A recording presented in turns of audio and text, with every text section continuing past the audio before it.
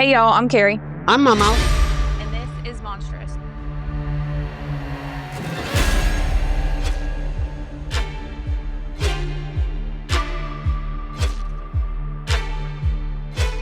This episode contains topics and language that may not be suitable for all listeners, and topics that may be triggering to some. Listener discretion is advised.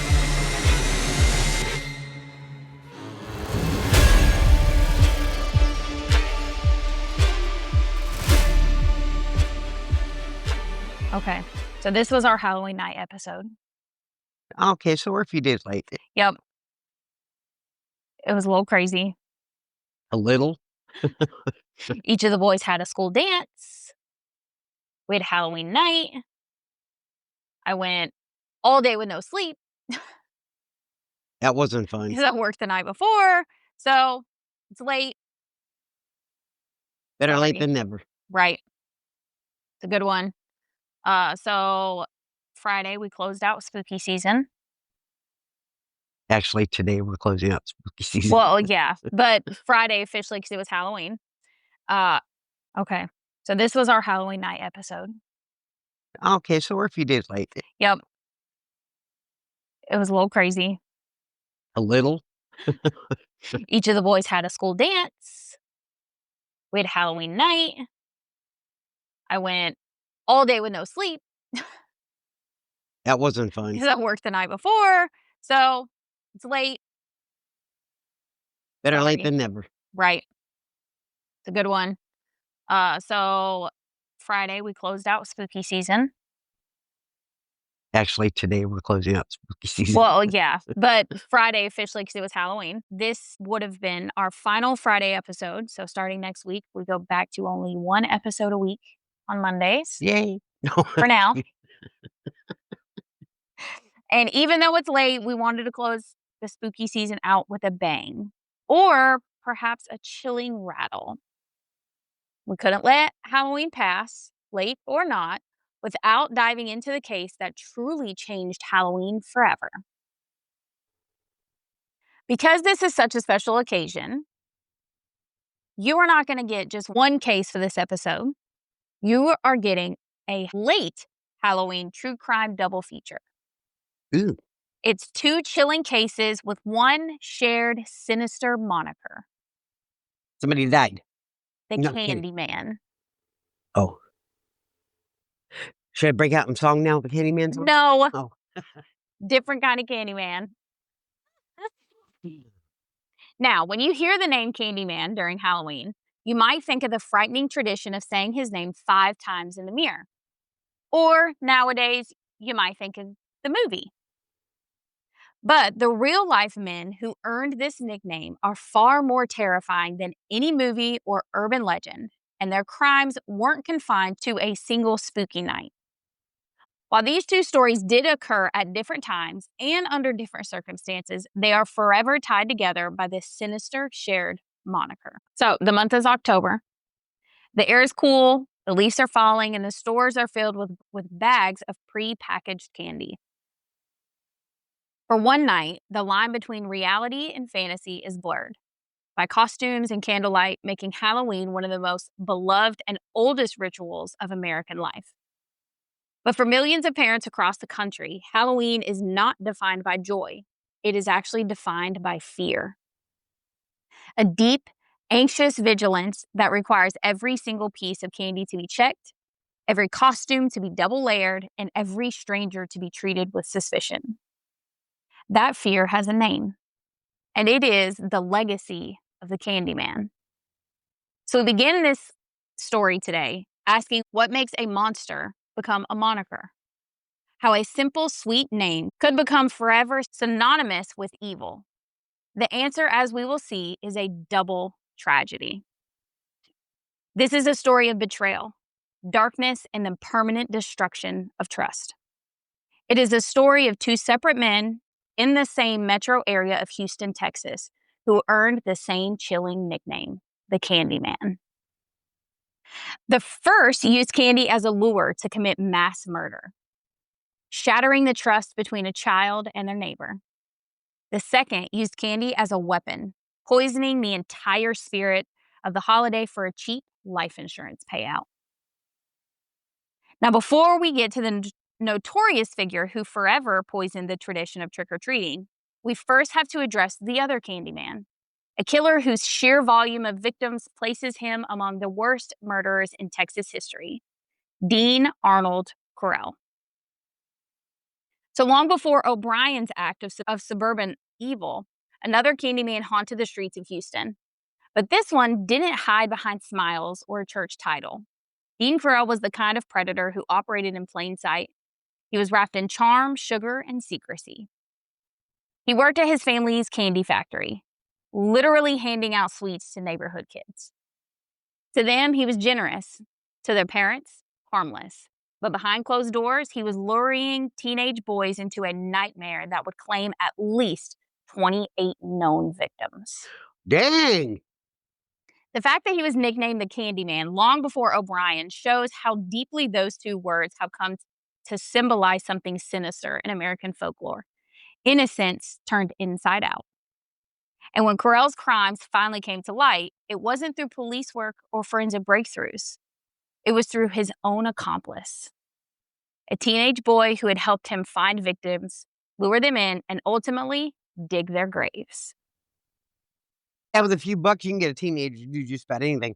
Yeah, I mean, honestly. Dean Correll wasn't the kind of killer who struck once and disappeared. He operated over years, hiding his crimes behind a mask of small-town kindness. He handed out sweets to local kids, worked in his family's candy factory, invited teenagers to his apartment to hang out, play music, and drink beer. To the outside world, he was harmless, generous, even likable. But behind those closed doors, Correll was orchestrating one of the most horrifying serial murder sprees in American history. With the help of two teenage accomplices, he abducted, tortured, and killed at least 28 boys between 1970 and 1973. The sheer brutality of it stunned even the most hardened investigators. His crimes were so unimaginable that when the story broke, reporters struggled to find the language that could contain it. This was no simple act of violence. It was sustained, organized evil. And just like O'Brien, Correll used something innocent, candy, to lure his victims in, sweetness masking rot. So Correll's story is one of meticulous deception. It's the story of how an organized, seemingly upstanding citizen of the 1970s used a reputation of childhood innocence to lure dozens of boys to their deaths. It is also the story of how systematic failure in law enforcement allowed a monster to operate for 3 years without fear of consequence. So, Mama, if you're comfy over there I am. and you're ready, Let's do it. then we're going to descend into the heart of Houston mass murders and investigate the double life of a killer who used sweetness as his most terrifying weapon. So to understand how this Candyman earned his name, we have to go back to where it all began. This story begins in Houston, Texas, specifically in the working class neighborhood of Houston Heights during the 1970s. Dude, I was just a teenager in the 70s. My bad, I put the wrong year there. So Houston Heights in the late 1970s was a pocket of blue-collar America. Narrow streets, corner stores, and modest homes baking under the Texas sun. So picture it. Houston in the early 1970s. The air is heavy with humidity, even in October. Mosquitoes buzzing under flickering street lights. Kids still walked home barefoot from football practice. They chased ice cream trucks and stray dogs. It was a place where neighbors waved at each other, sat on porches after dark, unbothered, where doors were often left unlocked, and Halloween wasn't just a night for costumes, it was a night for community. Parents handed out homemade treats, popcorn balls, caramel apples, bags of loose candy. No one questioned what might be inside them. The idea that candy could be dangerous was unthinkable.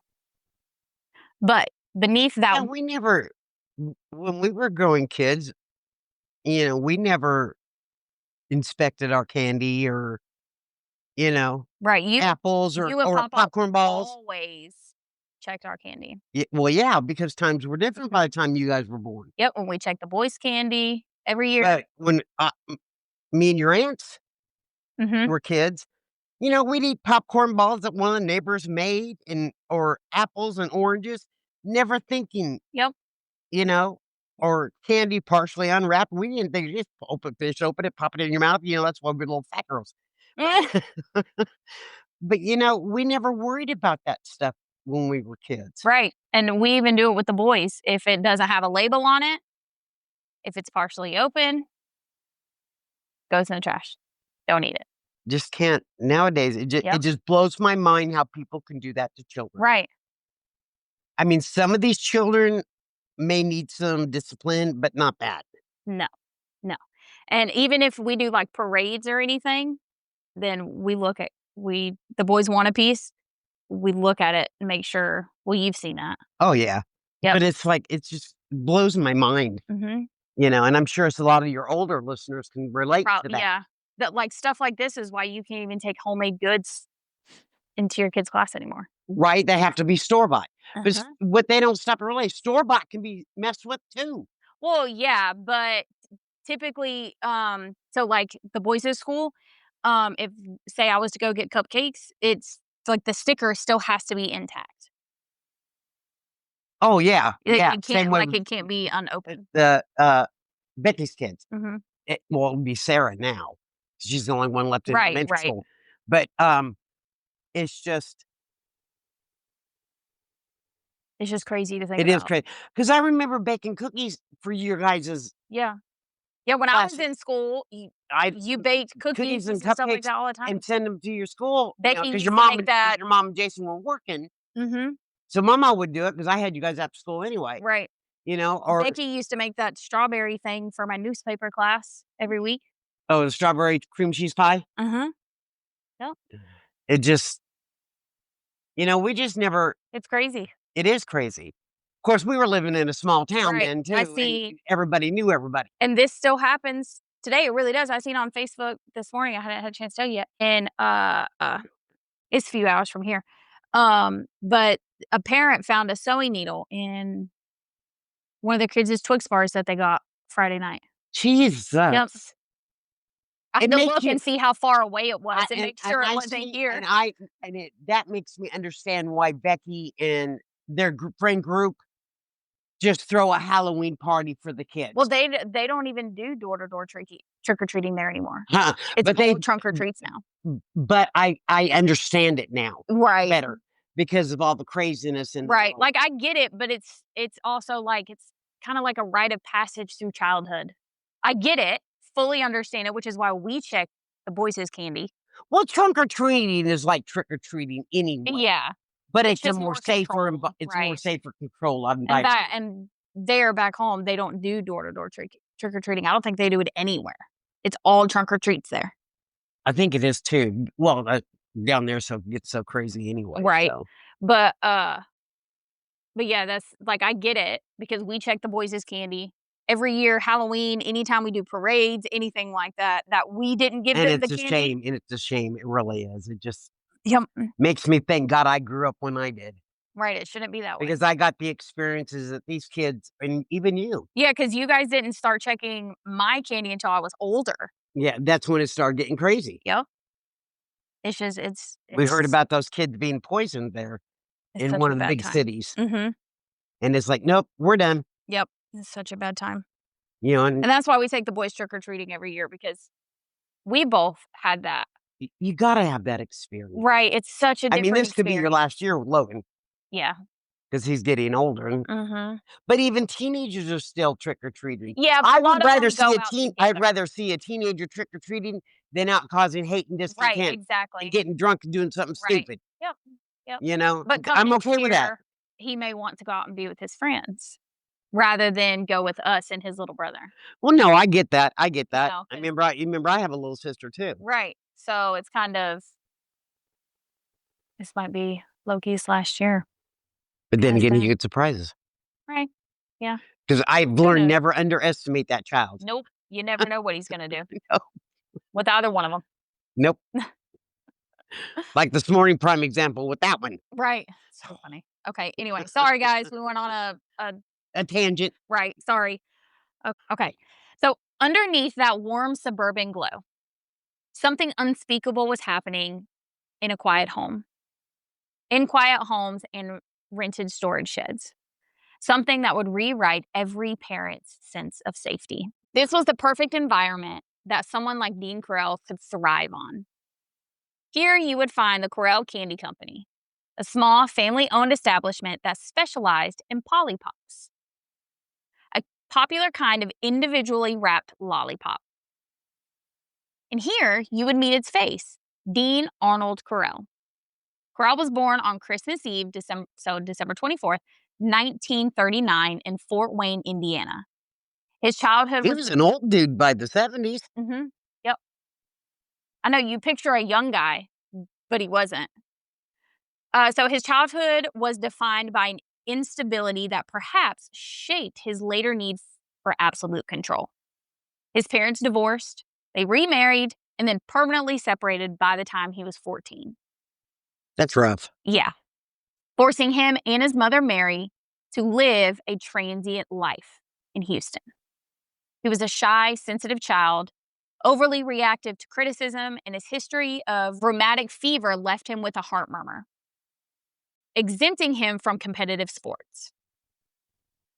This combination of physical isolation and emotional fragility may have been the thing that contributed to the extreme sense of entitlement that he would later express through his violence. Neighbors later said that Dean was polite, almost painfully so. He mowed lawns, fixed wiring for free, waved to the mailman. No one around him saw a monster. He kept to himself, but was known for his precision. Every tool in his garage lined up like a soldier. When something broke, he didn't rest until it was fixed. Control, they said later, was his love language. That control seeped into everything. How he spoke, how he dressed, and eventually how he decided who lived and who didn't. Control would become his obsession, the antidote of a chaotic childhood.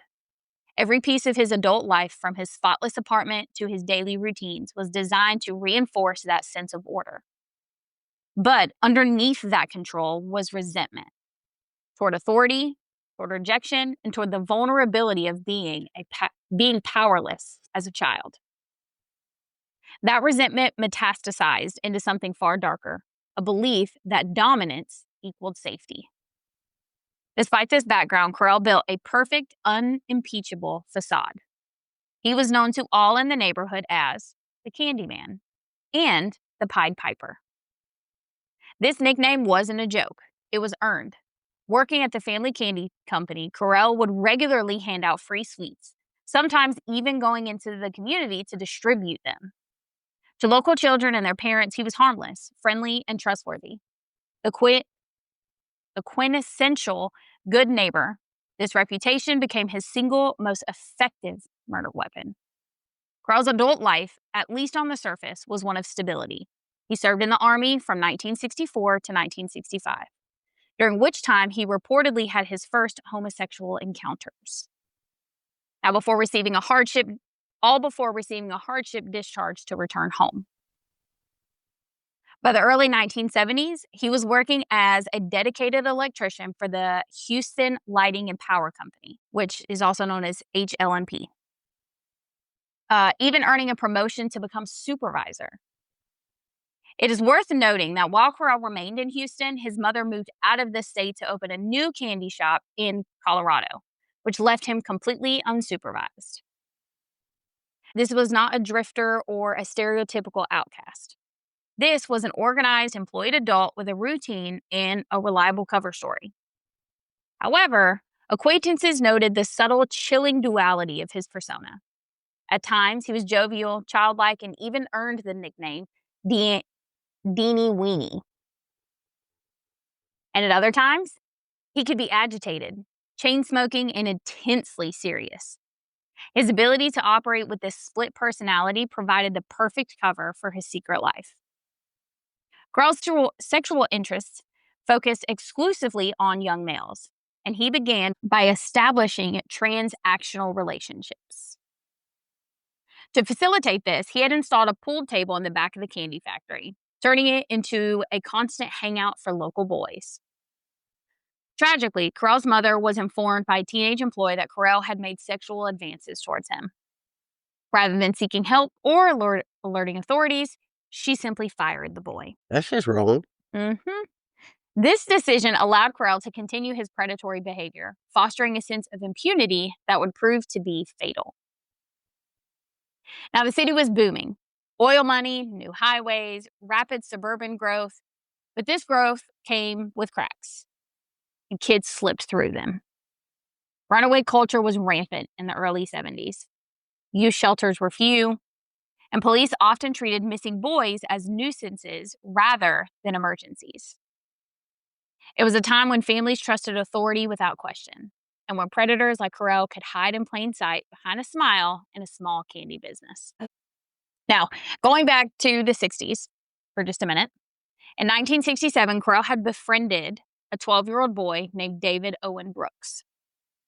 Brooks came from a fractured home and desperately sought a sense of belonging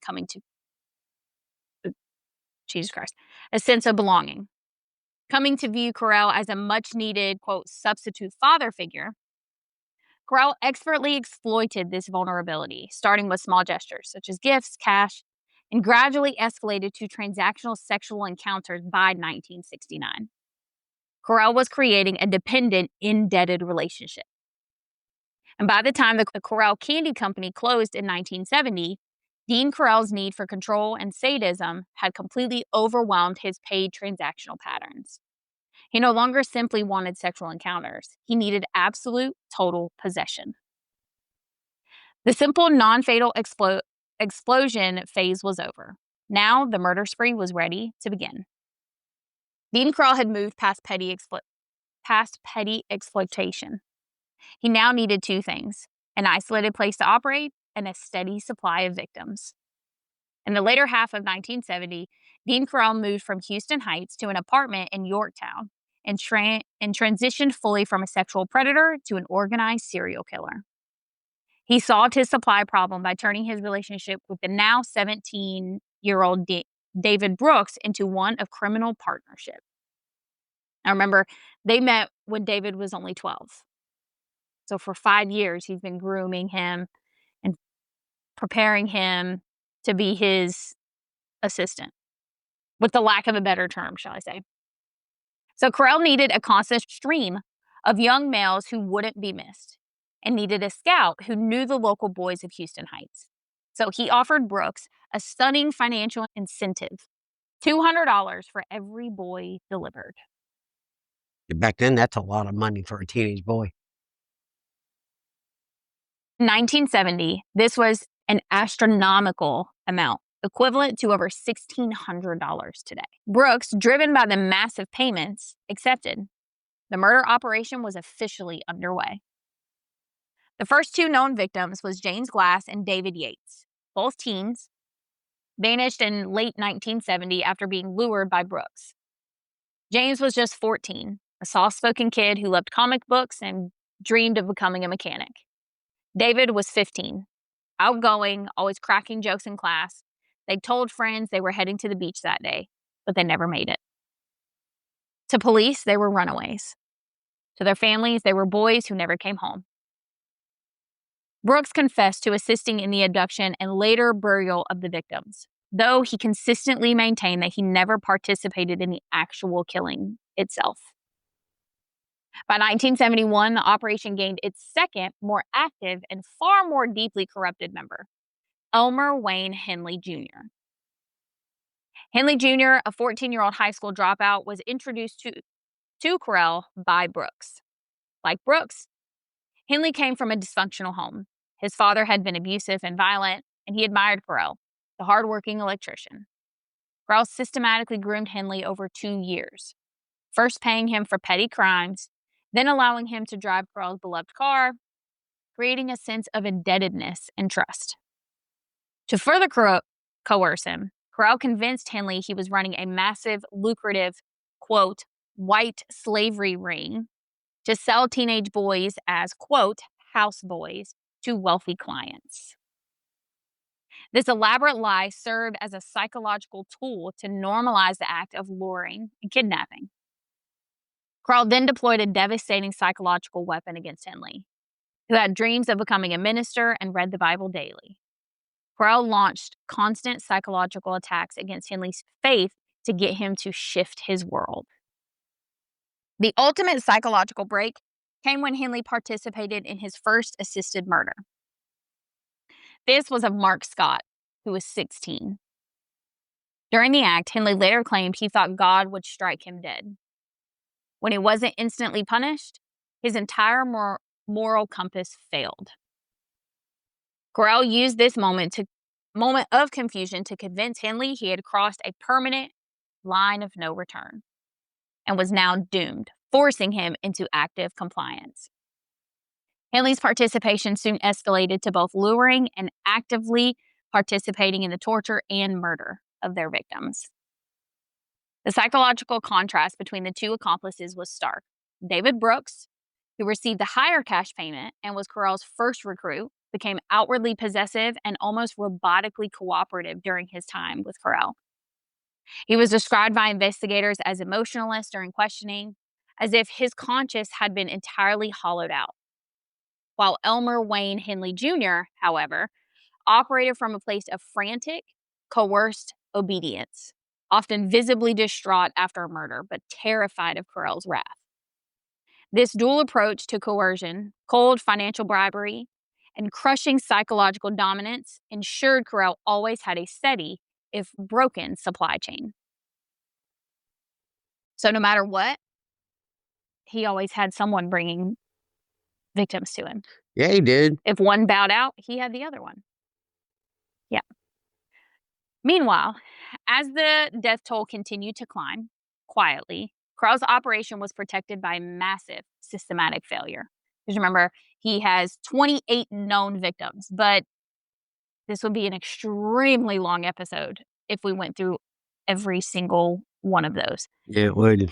I would love to, but unfortunately, we just can't. Because that's a lot. So anyone who wants to know their names, you can find those. In 1970s Houston, the term runaway became a convenient label that let cases quietly close. Most of Correll's victims came from lower-income families, parents who worked long hours, who couldn't afford to post missing person notices or pressure investigators. Police often assumed that troubled boys from these neighborhoods simply fled from home or joined the hippie scene. The hippies got blamed for everything. I know. The result was catastrophic. The disappearance of nearly 30 boys didn't trigger an investigation. It triggered apathy. Parents filed missing person reports for their sons, but the Houston Police Department consistently logged them as runaways or delinquents, particularly if they came from the working-class Houston Heights neighborhood. These boys, tragically labeled as disposable, were never properly investigated, which allowed Correll's operation to continue without fear of detection. And in that silence, in that failure, a monster found room to grow. Correll's crimes were acts of sexual sadism, possession, and absolute control. His final operational base was his apartment at 2020 Lamar Street in Pasadena. This was the Chamber of Horrors, a space meticulously prepared for torture. In the bedroom, the centerpiece was a custom-made 8-foot by 3-foot plywood board with built-in restraints and manacles.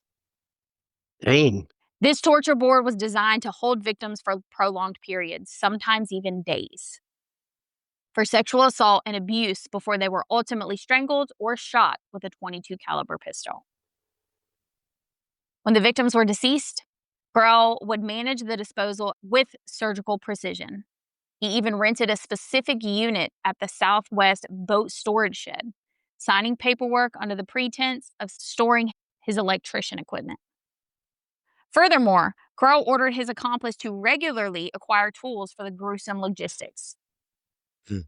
Shovels, rolls of thick plastic sheeting, bags of lime to suppress decay and odor, and rope.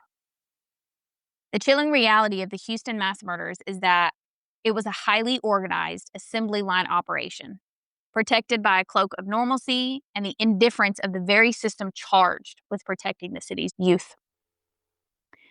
Correll's crimes weren't just murders. They were rituals of control. Every act seemed designed to erase humanity from his victims and feed his obsession with power. He built what investigators later called a torture board, which is what I just described. So after the victims were tied down, subjected to unthinkable pain, and then killed, they were then buried in shallow graves across the Houston area. The calm with which Correll maintained his double life, a friendly neighborhood figure by day, a sadistic killer by night, forces us to confront one of the most chilling truths about humanity. Evil doesn't always look like a monster. Sometimes it looks like someone who smiles at you from across the street. Correll's story, while separated by time and motive from O'Brien's, carries that same underlying dread. The fear that the threat is not the stranger in the mask, but the person we've already let in. What makes Dean Correll's story uniquely disturbing isn't just the number of victims. It's the quiet precision behind his cruelty. He didn't kill impulsively, he planned. He built a system. Correll's crimes were an extension of his need for absolute dominance. His victims were chosen, groomed, manipulated, and then discarded. And perhaps most horrifying of all, he made others complicit. He turned 2 teenage boys into his helpers, blurring the line between victim and perpetrator until the entire world he built was soaked in moral decay. When the truth finally came out, it wasn't through confession or discovery. It was through revolt. One of his accomplices, in a final act of defiance, turned on him and pulled the trigger. Correll died instantly. The monster was gone. But the horror he left behind seeped into the soil of Houston forever. In many ways, Correll's death didn't end the story. It preserved it. A dark reminder that sometimes the people who seem safest are the ones who hide the deepest shadows. Now, the 3-year operation came to a violent and sudden end. And like I said, not by the hands of law enforcement, but by one of the accomplices' terrified acts of self-preservation. The reign of the Candyman ended on the night of August 7th, 1973. Correll, Henley, and 2 of Henley's teenage friends, a male and a 15-year-old female named Rhonda Williams, were at Correll's Pasadena home, drinking and huffing paint fumes. Correll's strict control began to break down when the 2 friends passed out. Correll bound all 3. Correll was reportedly infuriated that Henley had brought a girl to the house and announced his plan to assault and kill all 3 of them. Henley, in a desperate struggle, managed to free himself, secure Correll's .22 caliber pistol, and shot Correll 6 times in a frantic moment of self-defense, killing the serial killer instantly. Dang. Correll's death was a violent end to a 3-year rampage. 6 shots. That's all it took to end 3 years of horror. For the first time in years, the monster was gone. But killing Correll didn't end that nightmare. It only opened the door to what lay beneath Houston's surface. The walls of that small Pasadena home, filled with candy wrappers and extension cords, were about to spill secrets Houston had never imagined.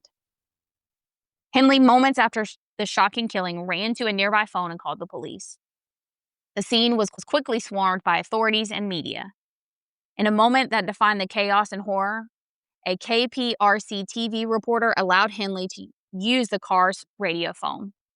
What followed was broadcast live to the city. Henley's voice distraught, declaring, "Mama, I killed Dean."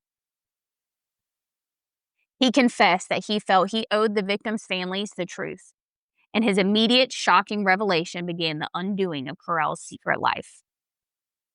The lengthy confession led to the immediate revelation of a horror the city could not have imagined. Over the next 5 days, Henley and Brooks led authorities to 3 major burial sites between August 8th and August 13th, 1973. The first dig site was a dusty boat shed off Silver Bell Street. Investigators opened the door to find a rush of hot air and the faint, unmistakable stench of decay. Beneath the dirt floor, they unearthed one body, then another, and another. Reporters described seasoned detectives turning away, unable to keep their composure. Some vomited, others wept openly. One officer would later say it was like standing at the edge of hell with shovel in hand. Damn. By week's end, the number of bodies climbed into the double digits. The city watched in disbelief as television screens showed rows of evidence bags and chalk markers scattered across what looked like an ordinary shed. The realization came slowly, painfully. This wasn't the work of a transient killer. It was systematic, planned, and in plain sight. The most ghastly discovery was the Southwest boat storage shed in Houston. Under the dirt floor of the unit Correll had rented under the guise of an electrician, police found the remains of 17 boys, individually wrapped in plastic and covered in lime powder. Additional mass graves were located at remote areas, including Lake Sam Rayburn and High Island Beach. The final tally? A minimum of 29 victims, aged 13 to 20, whose disappearances had all been dismissed. The sheer volume of these discoveries instantly classified the Houston mass murders as the worst example of serial murder in U.S. history at that time. The conditions of the bodies presented a forensic nightmare. Due to the rapid decomposition in the Texas heat and Correll's use of lime, many remains were beyond standard identification methods like fingerprinting or dental records. Investigators were forced to painstakingly cross-reference fragments of evidence, clothing remnants, lengths of rope, and a few preserved bones, with the sparse, often poorly documented missing persons files. It was an investigation based on piecing together ignored clues, a haunting effort to name the dead years after they had been murdered. The case attracted massive national attention, further exposing the horrifying police failure. The media descended on Houston, dubbing it the mass murder capital of the world, a title that compounded the city's shame. The terror was immediate. Parents who had dismissed their neighbors' missing children as delinquents were now paralyzed with the thought that their own sons could have been among the lost. The subsequent public outcry was so immense that it forced an immediate critical overhaul of the Houston Police Department's policies on handling missing minors, ensuring no missing persons report would be so carelessly dismissed again. The initial critique of the Houston Police Department's policies for failing to connect the missing persons cases was swift and brutal. This investigation continues to this day. The sheer scale of the crimes and the condition of the bodies complicated identification. Even with the advancements of modern forensic science, the remains of one known victim, known only as John Houston Doe, 1973, remain unidentified. Dang. His clothing and a mild form of spina bifida are all that can be used to identify him. And forensic efforts continue to give this last lost boy his name back.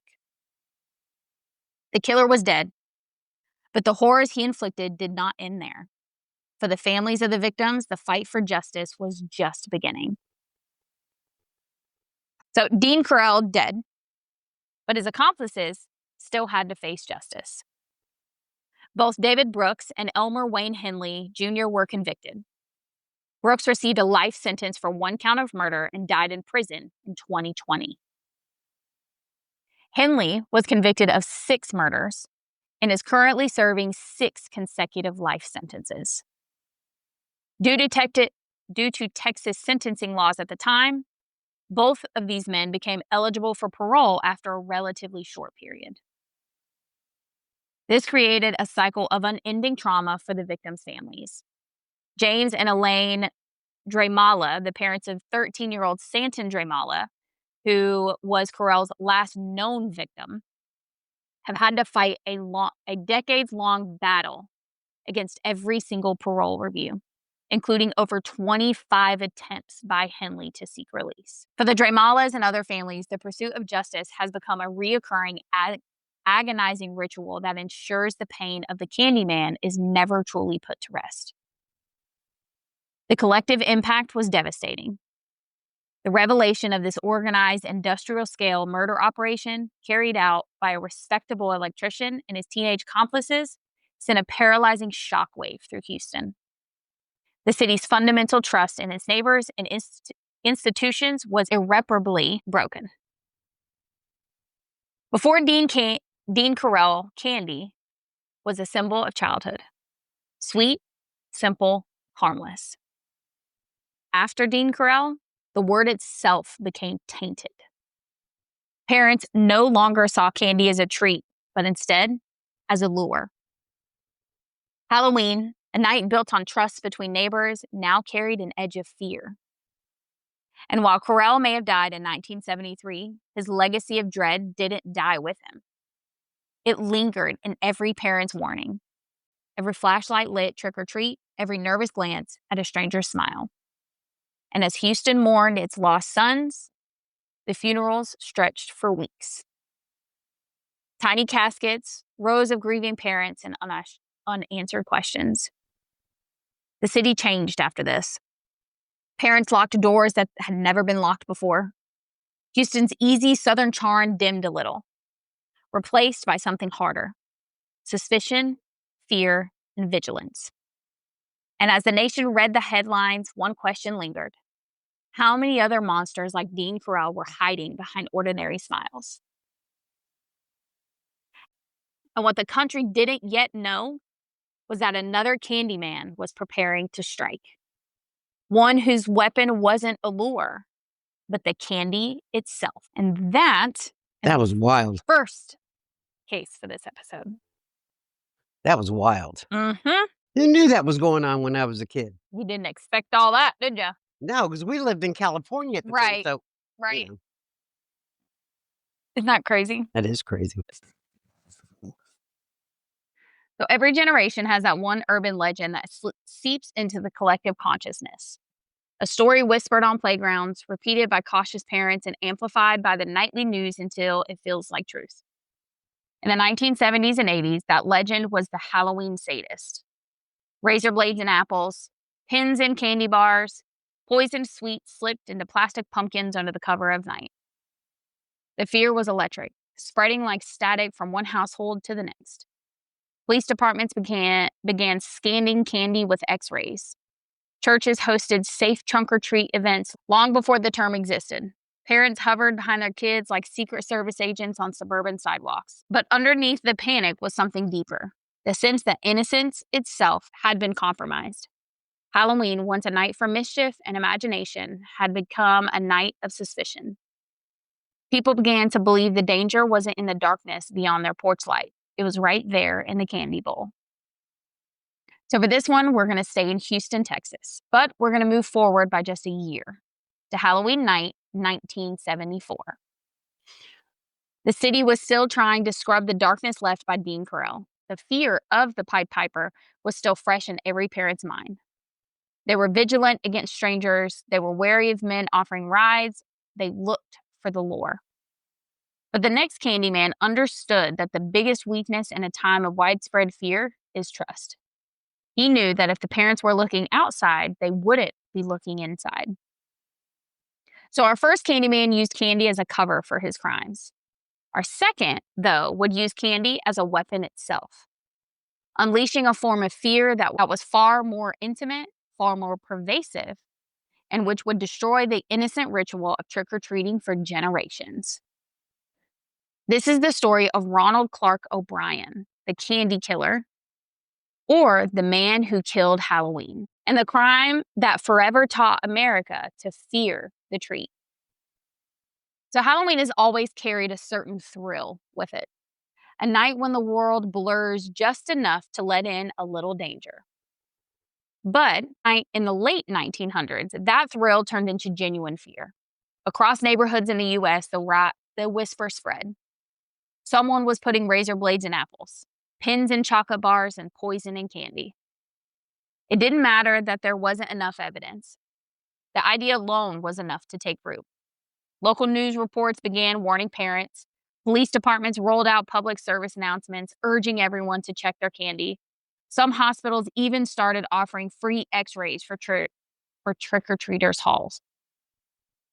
By the time Ronald Clark O'Brien's crime came to light, the fear had already metastasized, but his act gave it flesh and blood. What had been rumor became proof. He turned a decades-old whisper into something tangible.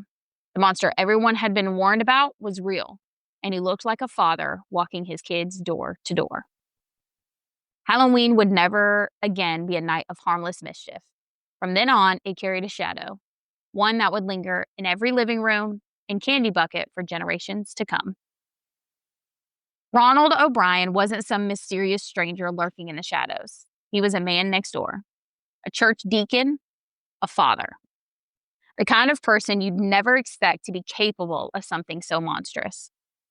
And that's part of what's made his crime so haunting. He weaponized trust. Neighbors remembered him as polite, though distant. His coworkers said he always seemed to be chasing something. A new job, a quick fix, a shortcut out of debt. Beneath the veneer of the suburban dad was a man sinking fast. His financial troubles weren't just inconvenient, they were catastrophic.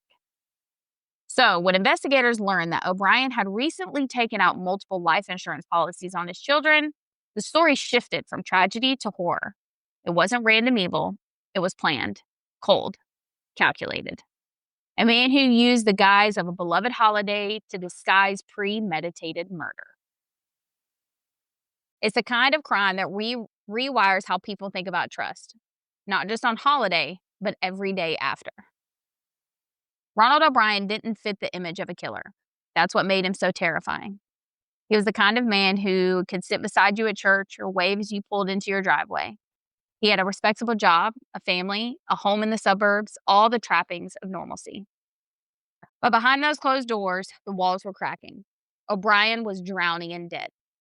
He was months behind on car payments, on the edge of losing his house, and desperate for a way out.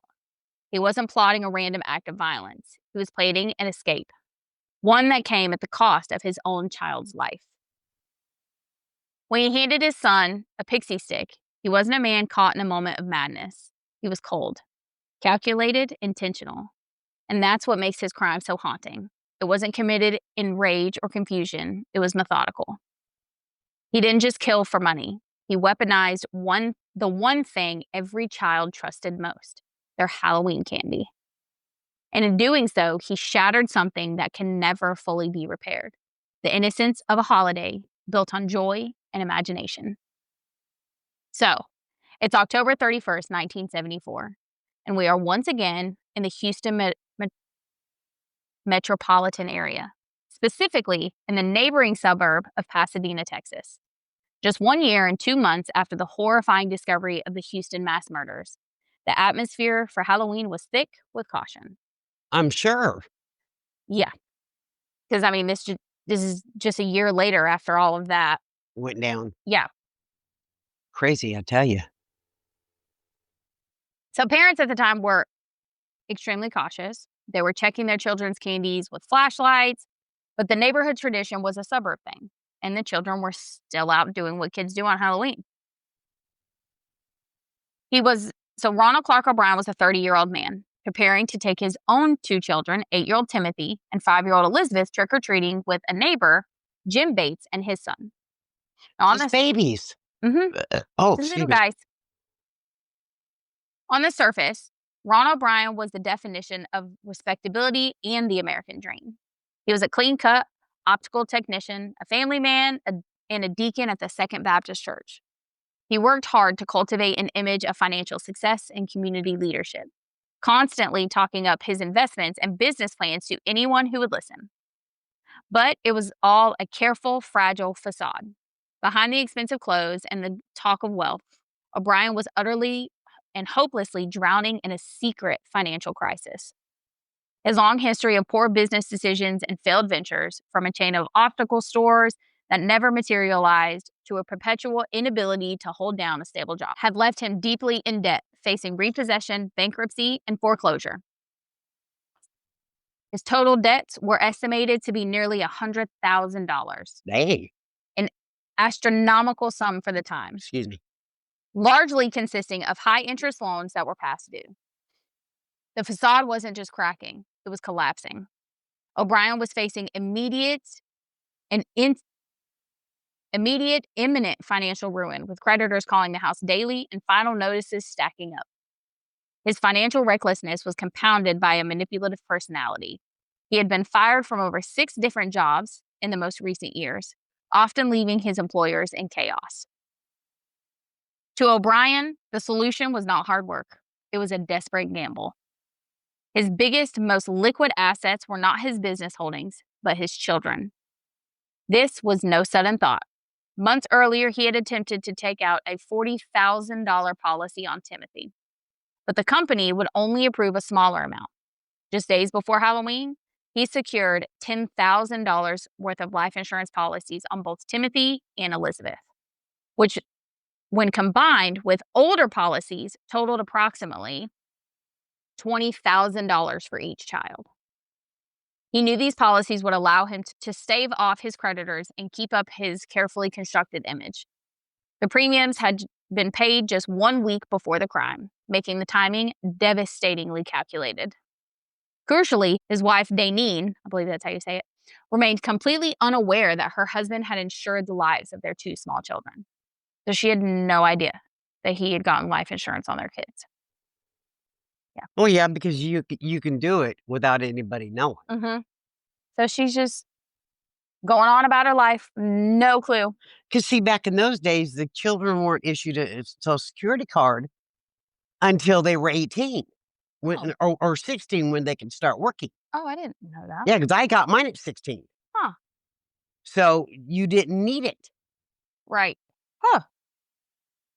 So as the group set out that evening into the humid, darkening streets, O'Brien wasn't thinking about fun or community.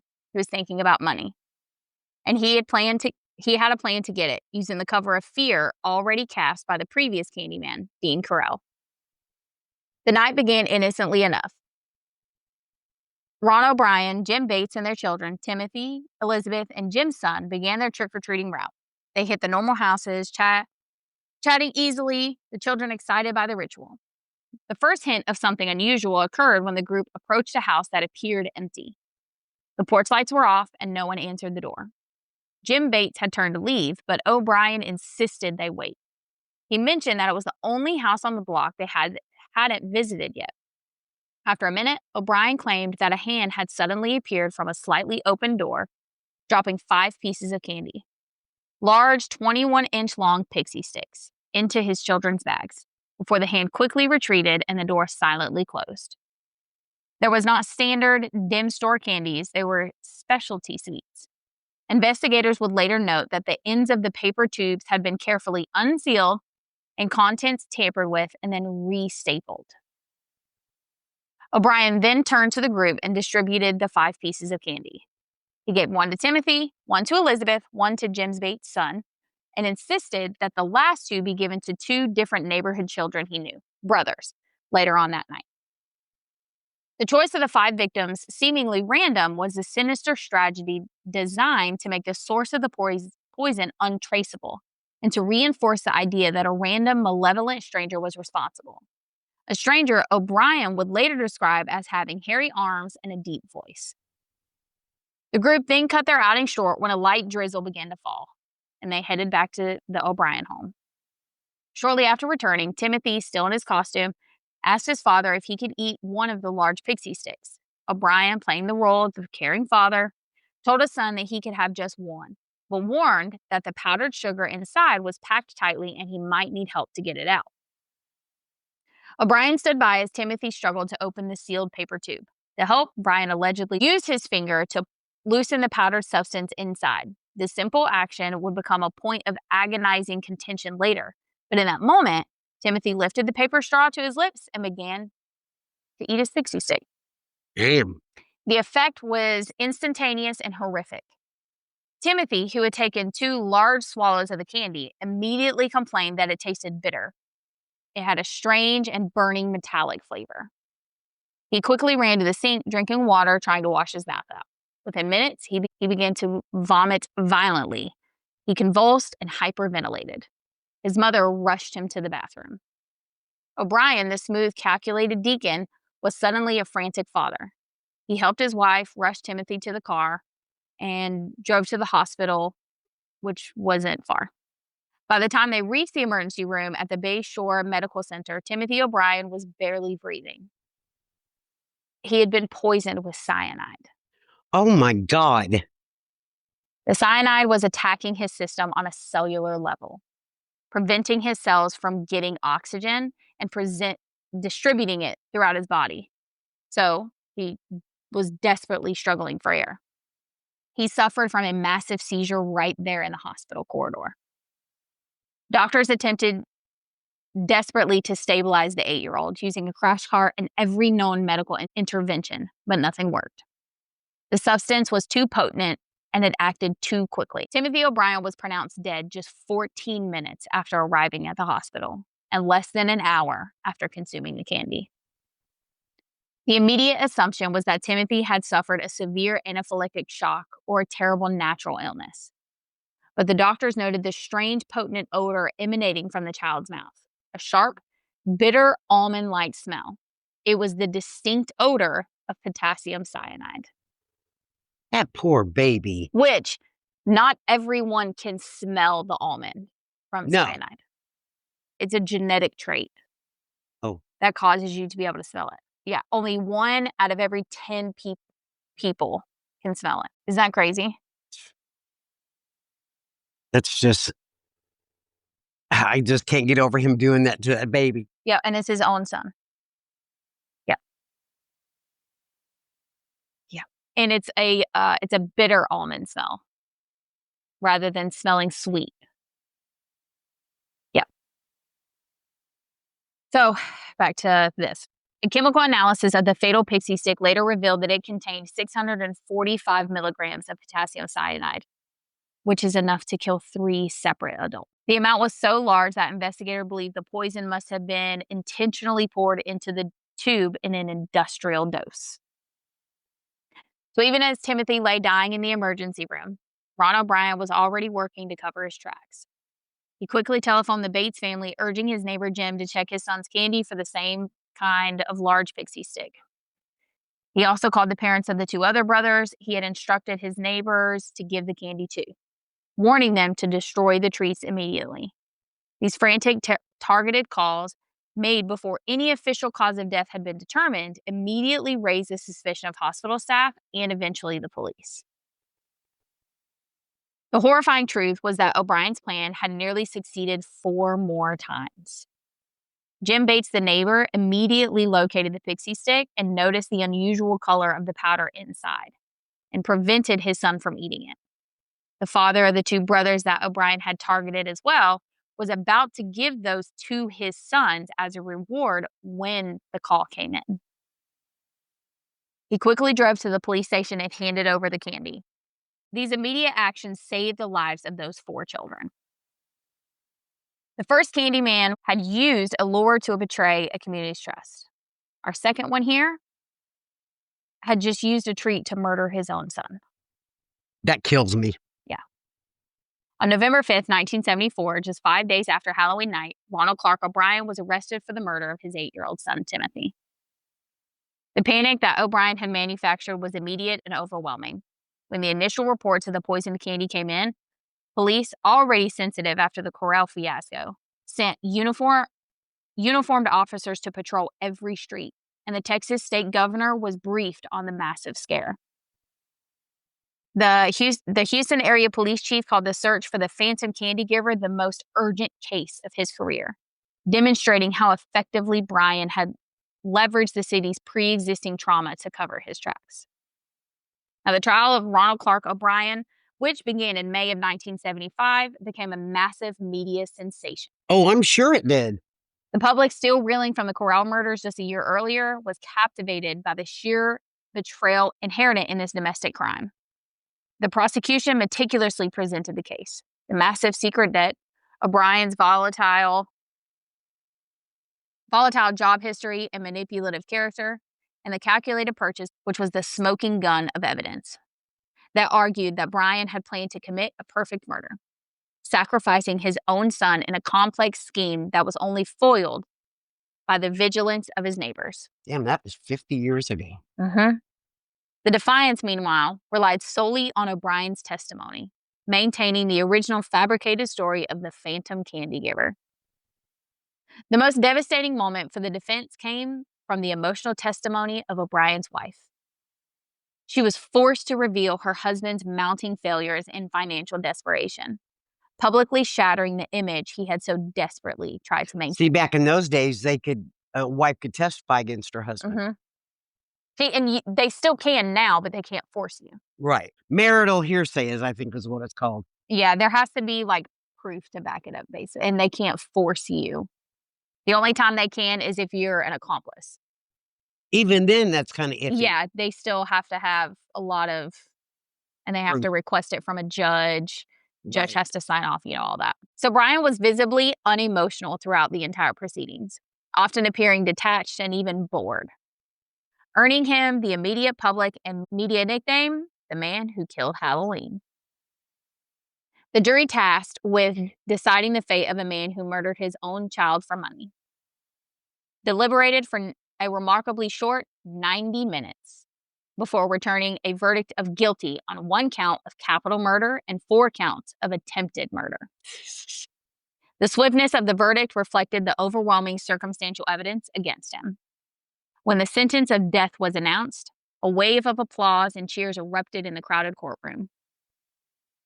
A rare and emotional breach of courtroom decorum that spoke to the depth of the community's outrage. So, Ronald Clark O'Brien was sentenced to death. Good! Right. A final layer of poetic justice that was delivered when the insurance companies, alerted to the nature of the claim, refused to pay O'Brien the money, efficiently nullifying his entire motive just as the courts were condemning him. He spent the next decade attempting to appeal his sentence. Throughout his years on death row, every single court, from the state level to the federal appeals, upheld his conviction, dismissing his claims of innocence as self-serving and contrary to the overwhelming evidence. His last public display was one of final, bitter arrogance. On March 31st, 1984, at the Texas State Penitentiary in Huntsville, Ronald Clark O'Brien was executed by lethal injection. As the execution was carried out, gave him the damn cyanide. I'm sorry. I don't mean to laugh. It was the I look can on deal your with face. a lot of things when a parent murders their own child. I That's just can't wrap my head around it. I can't either. I feel like it's a good thing that our heads can't go there, but it's like, I would like to understand. I don't want to understand. I don't want to know that mindset. I want, like, it's more of like what would drive you as a parent to do that is what I want to understand. As a mother, how I don't know how many times over the years I've threatened to kill my children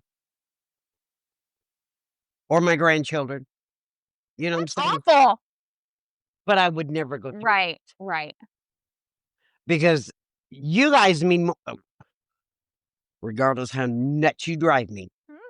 And I'm talking from your mom and your aunt and your siblings and your cousins and all of the I above. don't drive you crazy. I'm perfect. What are you talking about? When you were a kid, you drove me nuts, so you'd be quiet. I did not. I was a good kid. I didn't say you weren't a good kid. I didn't do nothing. But you understand what I'm saying. Yeah. I would die if something was to happen. Well, every kid drives their parent crazy. And grandparents. Right. It's just, It's nature. Right. Exactly. But, I mean, you can watch animal shows. But that baby was innocent. Right. You can watch animal shows, and even animals get annoyed with their kids. Like, it just. Especially monkey swap. Right. I watched Daxton. No, it was Logan. Because, he's all into animal videos. He was watching something on Netflix, and there was a gorilla and her baby was in a zoo or like an enclosure thing. And the baby kept playing with a metal pan and was just banging it on the ground. Like babies do. Human babies do the same thing. This is totally like off topic, but she was sitting there and she's like, looking at him like, stop. And she's like, puts her hand up to her head and is like this, and then moves her fingers over to her eyes like this. And then she finally reaches up and she just smacks him. And then he just runs off. And then she lays back and, like, is trying to take a nap. I don't remember what it was called, but it was hilarious, and I'm like, "I feel you. Yeah, but you know how many I feel you." human parents have done that Right, over the exactly. years? Like, but to get Murder to your the child. point that you feel that Money that is is what you need to do, that's the part that I'm like, I can't. I don't wish I could understand, but I would like to understand, like, how in the world does your brain go there? That's the part that I'm like, I wish I could understand it. How is that? Where is that parental instinct? You know what I'm saying? Like, I don't understand it. You know, and I I'm feel sorry. glad that my brain doesn't go there, but still. Yeah, mine too. You gotta be a pretty sick person to Right. Like, I don't get it. It just I don't know. Ugh, my knee, sorry. it just kills me. Like, I'm glad that my brain can't wrap around it, but at the same time, it's like, "What? How?" Psychologically, I'd like to know. Right, that's what I meant. That's what I meant. Yep. You know, I'd like to see inside his brain to make why you would do this. Out of all the decisions you could have made, why did you choose I that? mean, I'd be more understanding if he did it to his wife. Still shouldn't do it, Right, but but I'd be in more understanding to that right. than his child. Like, yeah, that's And what I thank like. God only one of his children, Thank God, yeah. you know? Just ugh. So, as the execution was carried out, a crowd of over 300 protesters and observers gathered outside the prison gates chanting "Trick or treat," a chilling testament to the universal hatred and contempt that his crime had inspired. So, after O'Brien's arrest, Halloween was never the same. Oh, yeah. News anchors couldn't stop repeating the phrase "the Candyman." Parents turned from amused chaperones into anxious inspectors, hovering under porch lights as their kids dumped out bags of loot. The irony is chilling. Despite the panic, O'Brien's case remains the only confirmed instance of Halloween candy poisoning in American history. Every other tainted candy story since has either been a hoax, a tragic misunderstanding, or an urban legend dressed up as evidence. But fear doesn't need proof. It just needs a story. And O'Brien gave us one that stuck. Now, decades later, checking the candy isn't a paranoia. It's tradition. The myth became ritual. Even parents who don't know his name still reenact his legacy every October 31st, shifting through treats and tossing anything unwrapped, unfamiliar, or suspicious. That's the true reach of Ronald O'Brien's crime. He didn't just take a life, he rewrote an entire holiday. The collective impact of the candy killer was immediate and permanent. O'Brien's calculated use of a holiday tradition to commit murder destroyed the innocence of Halloween nationwide. Before 1974, the biggest fear of Halloween was the lure of a stranger like Dean Correll. After 1974, though, the fear became the treat itself. Parents stopped allowing their children to eat any unwrapped or homemade candy. The ritual of examining every piece of loot for razor blades or needles, which was an exceedingly rare localized concern before 1974, became a mandatory nationwide practice. Because even though, as far as I could find, this is the only documented case where candy has actually been poisoned in American history, there have been other things found. There have been razor blades found in candy. And fruit and stuff like that. There have been, like I said earlier, there was a sewing needle found in a fucking Twix bar this year, just a few hours from us. Those things are found every single year. People take pills and wrap it up as if it's candy because there's a lot of pills and medication that look like candy to kids. Yep. So, although this is the only incident where there was actually poison put in place of candy, there's other things that do happen every single year. Grocery stores and manufacturers had also reacted. They emphasized tamper-proof, factory-sealed packaging. So the packaging that we see today, obviously it's better. It's adult proof, not child proof. Obviously, it's better than what it was then, but this is the case that put those things into effect. This fear also led to the widespread adoption of community case-based candy check programs, where fire stations or hospitals would X-ray collected treats for foreign objects, a practice unheard of before O'Brien's crime. Which I don't know if anywhere still does that. I'd never heard of anything like that until this case. I don't know. I'd never heard of anything like that until I Yeah, like my trick or treat years are over. Right. You know, so it's been a long time. So I don't know. I've never heard of it. This was O'Brien's ultimate devastating legacy. Though he was executed and the terror of his poisoned street was largely unfounded after his case, he succeeded in permanently poisoning one of America's most beloved holidays. These two men were the same sinister moniker, the Candyman, and they left behind a twin legacy of dread. Dean Correll, the first Candyman, shattered the physical trust between a child and neighbor. Ronald Clark O'Brien, the second, destroyed the spiritual trust in a holiday, forever changing the way a parent looks at a simple piece of candy. After the O'Brien case, Halloween in America was never the same, like I said. Even decades later, the shadow of that poisoned pixie stick still lingers. Parents still shift through candy today, searching for that invisible treat. News anchors still run annual segments warning about checking your child's treats. And even though no other confirmed case of Halloween candy being poisoned has ever matched O'Brien's, the fear is still present. Because fear is the easiest to pass down compared to facts. It's become part of a ritual now. The safety lecture before the costume, the bag inspection before bedtime. In a strange way, Ronald Clark O'Brien became the ghost of every Halloween night after 1974. Not just because of what he did, but because of what he made us believe could happen again. It's almost poetic, in a way, in a cruel, uncanny way, in fact, that both of these killers, Dean Correll and Ronald O'Brien, shared the same name. They were two men with radically different motives. One killed for money, the other for power and sadistic pleasure. Yet both were linked by candy and the perversion of innocence. O'Brien represented betrayal within the home, Correll, the predation outside of it. Together, they shared the illusion of safety, turning the idea of Candyman into something archetypal, a stand-in for the way trust itself can be corrupted.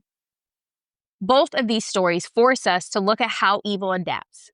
It doesn't always wear a mask or carry a weapon in the dark, but sometimes it smiles, offers something sweet, and waits for you to take it. Their names echo through every whispered warning and candy inspection, enduring because we crave understanding. We want to believe that by remembering their crimes, we can keep history from repeating itself. They remind us that safety is never absolute and that monsters rarely vanish. They only change shape, hide behind new faces, and sometimes they still smile when they hand you candy. We began this story asking what makes a monster become a moniker, how a simple, sweet name could become forever synonymous with evil. The answer, as we have seen, is a double tragedy. The history of the Candyman is the story of two men who weaponized the most innocent thing. First, Dean Correll. He used allure to commit atrocities on a scale Houston had never conceived of. I can't conceive it. Right. He shattered the physical security of a generation, teaching children to fear the invitation from a stranger or worse, from the boy next door. Then, Ronald Clark O'Brien used a treat filled with pure potassium cyanide to commit an act of cold, calculated domestic terror for money. He shattered the spiritual security of a nation, teaching parents to fear the contents of their children's Halloween bags. Together, they left behind that permanent twin legacy of dread. Correll forced America to look outward in fear. O'Brien forced America to look inward for that same fear, realizing that malice can wear the mask of fatherhood. The boogeyman, the phantom, the monster under the bed, they are all stuff of fiction. But the fear of the Candyman is real. It is woven into the DNA of the modern American Halloween. The collective result of their actions is that moment, that universal shared ritual where a parent takes a child's freshly collected Halloween haul and spreads it across the table and methodically checks every piece for razor blades, for holds, for no label. That moment of necessary suspicion is the true lasting monument of the two men who wore that moniker, the Candyman, forever replacing simple joy with an abating caution. Every October, we drape our homes in cobwebs and skeletons, trying to make fear something fun. We carve faces into pumpkins, hang ghosts from porches, and tell ourselves the monsters are pretend, that the darkness can be contained with decorations and laughter. But the real horror stories, the ones that linger long after the jack-o'-lantern burn out, aren't about ghosts or ghouls. They are about people like Ronald Clark O'Brien and Dean Correll, two Candymen, separated by a year, who turned sweetness into something sinister. I scrolled up by accident. Their names echo through every whispered warning, every candy inspection, every nervous glance a parent gives their child's trick-or-treat haul. They turned Halloween into something complicated, a mix of thrill and threat, celebration and suspicion. Stories like theirs remind us that real horror doesn't hide under the bed or behind that mask. It hides in the most familiar places, in the neighbor's smile, and the promise of something harmless, and the trust that we give too easily. And maybe that's why we continue to tell these stories, because deep down, we don't just crave the scare, we crave the understanding. We want to believe that by naming the monster, by speaking its story out loud, we can keep it from coming back. So, as the candles flicker out, streets go quiet, you have to remember this. Monsters rarely vanish. They simply change shape. They hide behind new faces, and sometimes they still smile when they hand you the candy. And so, the legacy lives on. Whether you hear the name Candyman in a whisper of a dark movie screen, in a dark, quiet bathroom, or read it on the cold pages of a Texas homicide report, you are summoning a ghost of betrayal. Because of them, the simple, joyous custom of trick-or-treating became a calculation of risk. And the phrase spoken every October 31st took on a sinister, sporadic meaning: trick or treat. The choice they proved could sometimes be a matter of life or death. And with that, we close out our book on the twin tragedies of the Candyman in the official conclusion of our spooky season run. Them are some sick puppies. Yep. Originally, I was only going to do Ronald Clark O'Brien, but then I found the first one. And you can't do one without the other, in my opinion. Yeah, because the first one kind of sets the other one. Right. It kind of sets the scene for the fear that was already there. Right. Yeah. It was Halloween, so let's close it out on a double episode. Now we can concentrate on Christmas. Yep. Oh, Thanksgiving, then Christmas. Yeah, I've got a couple for Thanksgiving. I have one for Thanksgiving, sorry. The other ones are just kind of happened about this time of year, you know. Yep, we've got some good ones coming up for Fall season. Fall and Christmas. Close out the year. Well, hopefully Mandy will be back by then. Hopefully, we'll see. Got so much going on up there. It's ridiculous. I know. But yep, that's it for this one. That does work my heart. Yeah. I know it always seems like I'm just like nonchalant about any of it. Whereas you and Mandy are always like, what the fuck? You know? But I research it, I read through it, type it up, I read through it like 2 or 3 more times after that to make sure that it's good and I don't need to change anything. So by the time we record it, I know what's going to happen. So those same reactions that you guys have, I've already had. Yeah, but it's already fun. It's more funnier when we do it, though. Right. I've already had them. Yeah. So because I know what's coming. It don't bother you as bad. Right. Like it does, but I'm able to, because I know it's coming. So I know it always seems like I'm cold. You know, being a mother and a grandmother and a great grandmother. Right. Hearing these stories of the boys and then the father Yep. killing that little boy. That just breaks my heart. Mhm. You know, I'd have never even thunk Right. of doing that. Yep. Not in a million years. This one is one of the ones that I've had that it took me a little bit longer to write than the other ones. With being a mother. Right, because it's a lot. And that's where I found when I started watching the Call the Midwife show, was because I'm like, "I need a break." I need a palate cleanser. Right, exactly. I need something that is not this, because this is a lot. Yeah. And so I started watching that, and so that's what I've been doing. I'll work on a case, and then I'll watch a few episodes of that to just decompress from it all. Because Right. it's all, especially these ones like this. Now, I have had a couple episodes where it's taken me a minute to get through reading it because So horrific. it's been a lot. Yeah.